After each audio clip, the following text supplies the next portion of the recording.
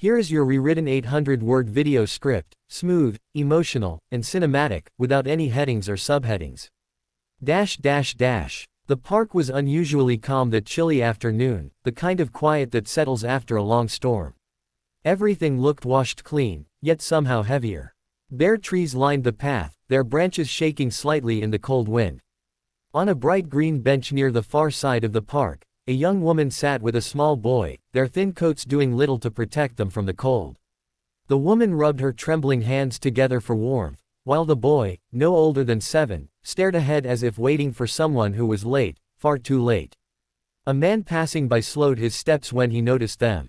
His name was Daniel, a man in his late 30s, dressed neatly for his lunch break from the architecture firm where he worked. He carried a thermos and a warm bowl of soup he'd bought from a nearby food truck. He didn't know why he stopped. Maybe it was the exhaustion in the woman's posture, or the sadness in the boy's eyes, sadness no child should ever wear. Something pulled him toward them. He stepped closer and offered a gentle smile. The woman straightened immediately, polite but guarded. Daniel extended the bowl toward them. "It's warm," he said softly. "You both look like you could use it."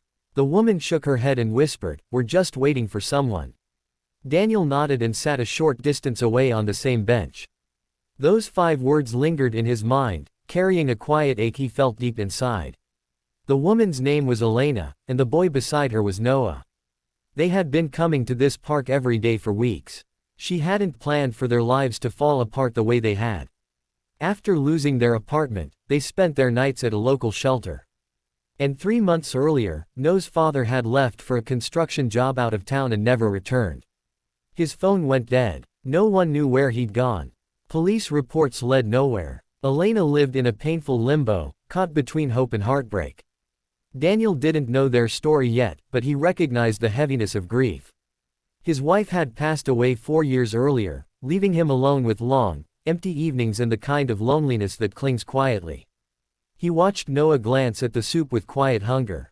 Without saying another word, Daniel set the bowl beside Elena and poured himself another from the thermos. This time, she didn't stop him. Noah ate slowly, savoring each bite, and Elena whispered a faint, "Thank you." Daniel returned the next day. And the next. Elena wasn't sure how to react at first.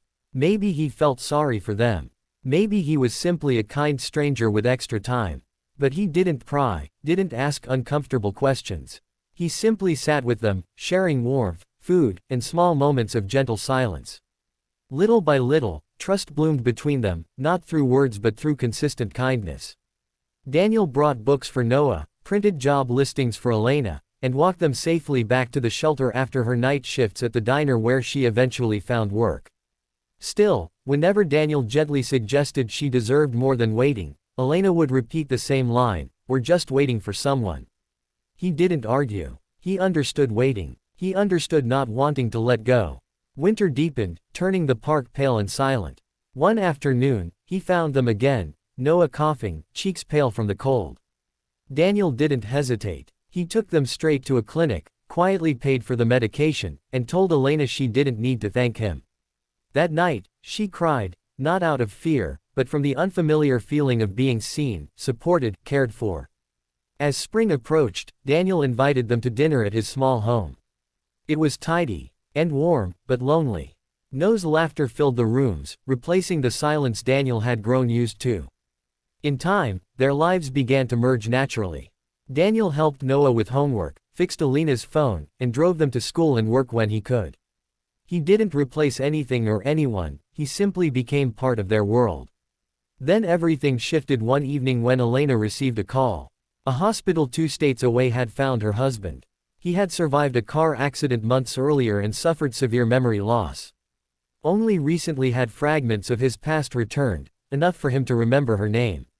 That night, Elena sat in Daniel's living room, her voice trembling as she explained. She had to go. Noah needed to see his father. Daniel listened quietly, nodding through the ache in his chest. The next morning, he drove them to the station. Noah hugged him tightly and whispered, "Thank you for not letting Mom cry anymore." Daniel's voice cracked as he replied, "Take good care of her." Days turned into weeks. Daniel returned to his quiet routines, coffee alone, silent house, empty bench. Each time he walked through the park, he thought of the first day, the trembling hands, the soup, the waiting. He wondered if they were okay, if they had found peace. One early evening, as the park glowed with the soft colors of spring, he looked up at the sound of familiar laughter. Elena stood a few feet away, holding Noah's hand. Her husband wasn't with them. She walked toward him, her expression soft and steady. She explained that her husband was recovering but had encouraged her to move forward and find the life she deserved. Noah ran into Daniel's arms. Elena smiled gently and said, "We were waiting for someone, Daniel. And I think we've finally found him." The wind moved softly through the blooming trees as the three of them sat on the same bench, no longer strangers, no longer waiting, but finally home in each other's presence.